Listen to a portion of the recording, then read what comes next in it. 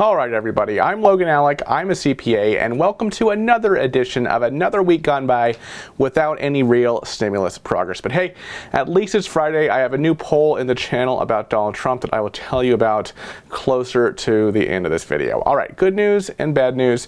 Good news is that the House of Representatives will likely pass the continuing resolutions, government funding bills, early next week. Hopefully that will let the House focus on stimulus thereafter. Bad news is that some House Democrats are concerned that despite Pelosi wanting the House to stick around until coronavirus stimulus deal is done, the House could leave next week, a week earlier than planned, if there's no movement on stimulus now they finish the government appropriations bills. The same sentiment is true among Senate Republicans. But will House Dems surprise us? We know Pelosi wants a deal. House Majority Leader Steny Hoyer, Democrat, said there are useful ideas in the Problem Solvers Caucus proposal, but still maintain that it is inadequate. So all I can say at this point is that I'm hopeful that House Democrats surprise us next week with a compromise in light of what Pelosi said earlier this week about wanting a deal, in light of what Hoyer said. That's all I'm going to speculate about congressional stimulus action next week for now. Meanwhile, of course, frustrated rank and file members of Congress are continuing to do what they can. We did go over the Problem Solvers Caucus proposal earlier this week when it came out. Of course, I like it, many of you like it, Meadows likes it, Trump likes it, Pelosi hates it. I've heard some people ask me, hey, I heard Pelosi changed her mind on the Problem Solvers Caucus. I don't know where they're hearing this. I haven't seen this reported in any news outlet. But no, Pelosi has not changed her mind on the Problem Solvers Caucus proposal. Just this morning, I've seen several reporters tweet that when a New York Times reporter asked Pelosi what she didn't like about the Problem Solvers Caucus proposal, all Pelosi said was, go read my statement. That's all I'm going to say about that. But another example of everyday members of Congress trying to make change here is earlier this week, Republican Congresswoman Jaime Herrera Buetler filed a resolution in the House to permit an expedited vote on extending the Paycheck Protection Program, perhaps getting a vote on it a week from today to distribute the remaining $134 billion in unused PPP money immediately. If every Republican was on board with this, every Republican in the House, she would only need 20 Democratic signatures for it to go to the Senate. Representative Herrera Buetler said, if we fail to extend the PPP immediately, it will have been a bridge to nowhere because small businesses remain on the brink of survival. I've introduced this discharge position so we can go around Speaker Pelosi's unwillingness to make the Paycheck Protection Program a priority and rush aid to small businesses who desperately need it.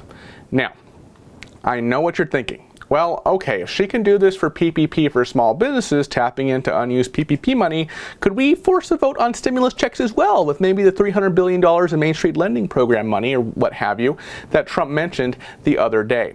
And as far as I can tell, this motion could probably be used for that, but would it succeed is a different question. This PPP motion, we know the vast majority of Republicans are on board with letting businesses tap into that unused PPP money. We know that many Democrats are as well, and if every Republican voted for this, they would only need 20 Democratic votes out of the 232 Democrats in the House. But let's say something similar was on the table for stimulus checks. It's probably not as rosy a story. We know that some Republicans would be opposed to that, and on the other hand, we know that many Democrats don't want to do piecemeal relief. Some do, right? Especially some more moderate ones from red states, but many Democrats side with Pelosi on that matter. So I'm not hopeful that something similar could actually get done with stimulus checks. So here we are, another week with Democrats and Republicans no closer. So we're looking at Trump. Yesterday, his rally in Wisconsin, Trump says, sorry, next week my administration is committing an additional, you've been asking for this for a long time, $13 billion in relief to help farmers recover from coronavirus, but of course he referred to it as China virus. This is CARES Act money. It will probably actually be $14 billion.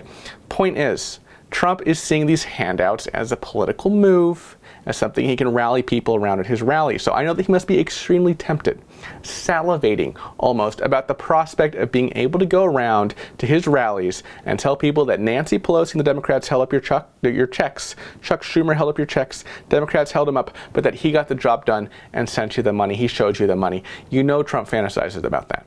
So as Congress flusters here with stimulus, hasn't been able to get a thing done, as Mnuchin, Meadows, and Pelosi and Schumer haven't been able to get a thing done thus far. We'll see if things change next week. But I think that Donald just might try to pull something. That's just my speculation. But he said it. He brought up the $300 billion that he tied to stimulus checks. Check out my September 5th update if you missed it. I showed you the clip. And the election is 46 days away.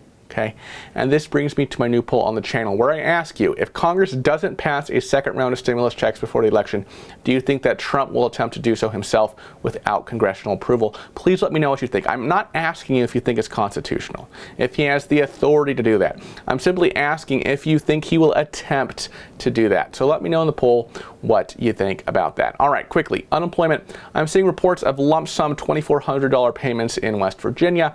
I'm seeing partial payments in Connecticut. I'm seeing deposits hit accounts finally in New York State.